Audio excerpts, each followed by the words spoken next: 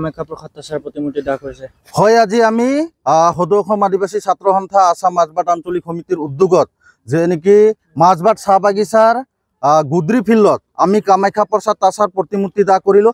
সেইটোৰ কাৰণে তেওঁ যোৱা 24 তাৰিখে যে নেকি এটা টিভি চেনেলত গৈ আমাৰ অসমৰ আদিবাসী জনগোষ্ঠীৰ যে নেকি জনজাতিকৰণৰ কাৰণে পূৰ্বৰ পৰা আমি দাবী কৰি আহিছোঁ, তেওঁ সেই জনজাতিকৰণক লৈ যি নেকি বিৰূপ মন্তব্য কৰিছে।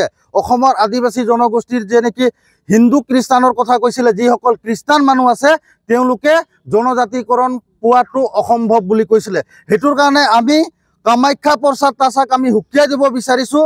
আৰু যিটো কথা তেওঁ কৈছিলে নিউজ চেনেলত, আমি এই কথাটোক আমি ধিক্কাৰ জনাইছোঁ সদৌ অসম আদিবাসী ছাত্ৰ সন্থা হিচাপে। কাৰণ চাওক, অসমৰ গোটেই ভাৰতবৰ্ষৰ আদিবাসী জনগোষ্ঠী এটাই আদিবাসী।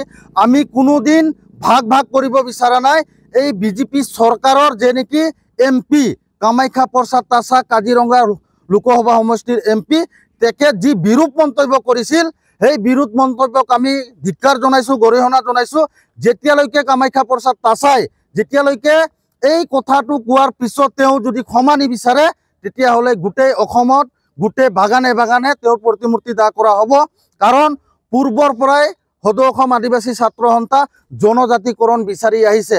আজি চৰকাৰে কৈছে আপোনালোকৰ জনজাতিকৰণৰ কাম 90% হৈ গ'ল, 10% ক'ত গ'ল?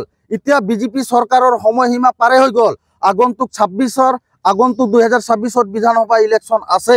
এতিয়ালৈকে আদিবাসী জনগোষ্ঠী, অসমৰ আদিবাসী জনগোষ্ঠী জনজাতিকৰণ পোৱা নাই। সেইটোৰ কাৰণে আমি চৰকাৰকো সুকীয়াই দিব বিচাৰিছোঁ, অসমৰ আদিবাসী জনগোষ্ঠী জনজাতিকৰণ অতি শীঘ্ৰে দিয়ক, নহ'লে অন্যথা ইয়াৰ কিন্তু প্ৰতিবাদ অসমত তীব্ৰতৰ হ'ব বুলি আমি ক'ব বিচাৰিছোঁ। আমি স্পষ্ট কথা, আজি চাওক, আগন্তুক আমাৰ 2 মাহৰ পিছতে BTR নিৰ্বাচন হ'ব।